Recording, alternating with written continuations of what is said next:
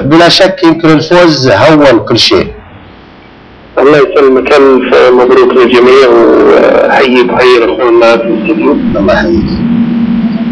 الحمد لله اليوم الفوز كان يعني طبيعي اعتقد، وخصوصا بعد ما نوعا ما اكتمل صفوف الفريق. اعتقد انه اعلان عوده، واليوم فوز وثلاث نقاط وتقدم كبير في المجموعه، لكن ايضا هو اعلان عوده بشكل كبير للفريق. لما يرجع كوماتشو، يرجع احمد عطيف، يرجع كيتا، يرجع عبد الله الشيخ، 4 عناصر اساسيه، ويرجع زيد المولد خامس ايضا، كنا مفتقدين الفتره الماضيه كل هذه الاسماء. اعتقد يأثرون بشكل كبير. انتم شفتوا اليوم، يعني شفتوا ايضا الشوط الثاني كيف الاداء ارتفع بعد ما تنظم الوسط، تنظم اللعب، واصبح الفريق مسيطر على المباراه.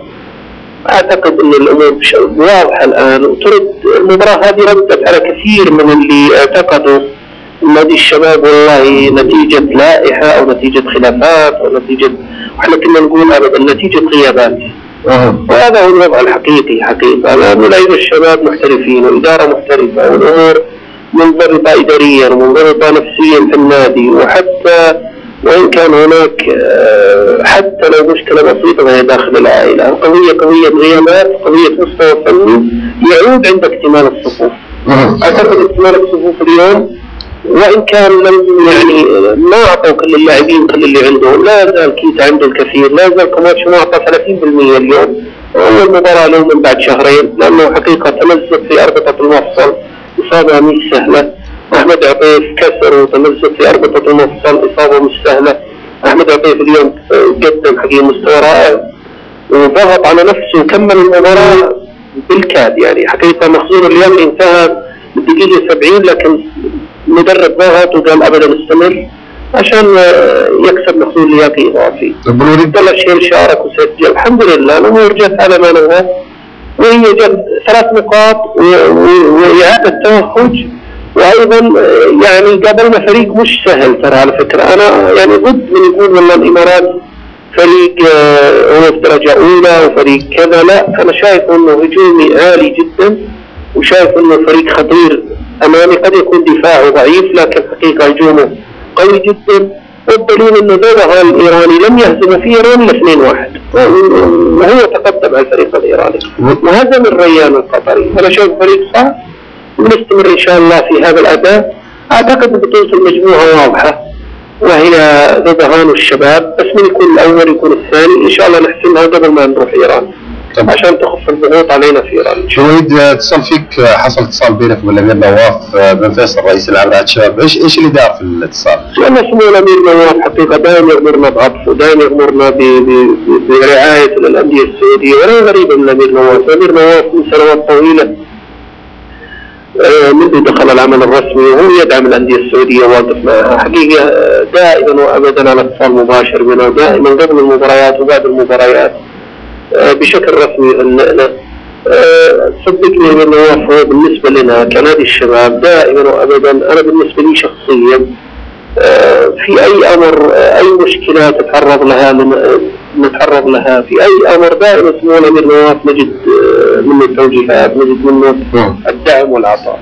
لا هي غريبة على أبو فيصل ولا هي غريبة أبدا، بالعكس الرجل حقيقة يقدم دعم للشباب والرياضة، وإحنا حاسين بمجهوده، وهذا عطاء كبير. وإن شاء الله أنا قلت نحن نبي نفرح المرة القادمة احنا اللي نبارك له ان شاء الله. طيب وليد السؤال الاخير لك، طبعا حسب المعلومات اللي كانت متوفرة عندي ان عندك كانت تعليمات طبية بعدم الخروج من منزلك لعدد معين من الايام، ايش اللي حفزك انك تحضر مباراة اليوم؟ والله طبعا انا خالفت تعليمات الطبيب بعدم الخروج، لكن حقيقة سببين. اولا احساسي بان اللاعبين محتاجين، صلاة اللاعبين معي ودعمهم وطلبهم الحضور، وايضا المباراة الحمد لله في الرياض، يعني ان شاء الله ما راح يكون فيها جهد ولا تعب ولا سفر، بالاضافه الى اني يعني حقيقه ما صبرت والله.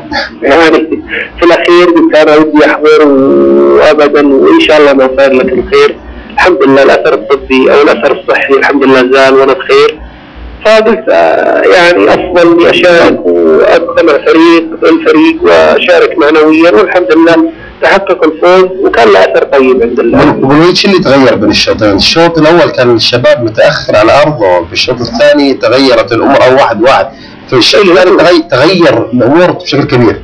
حقيقة الفريق كان شوي في نرفز الشوط الاول، في عدم هدوء، الهدف الاول لخبط اوراق الفريق، هدف الامارات الاول، لكن احنا نصحناهم حقيقة المدرب واحنا كاداريين نصحناهم، تكلمنا معهم بشكل جماعي انه يعني انا قلت لهم بالحرف الواحد، قلت انتوا اهدوا والعبوا بدون نرفز، الهدوء بتفوزون باكثر من هدف، هناك فارق بين الفريقين حقيقة، وتلاحظت حتى الشوط الاول لما كنا في وضعنا بس كان ضغط متواصل من نادي الشباب وهناك فارق بين الفريقين. الهدوء، وصفة الهدوء وتغييرات المدرب حقيقة وتكتيك المدرب اللي التزموا فيه اللاعبين، اعتقد اتضحت الامور. اعتقد ان ايضا نقص اللياقه لدى الفريق الاماراتي كان واضح في الشوط الثاني. عموما الف مبروك بالوليد وتستاهلوا ان شاء الله من افضل وافضل في تشريف كره القدم. شكرا لك.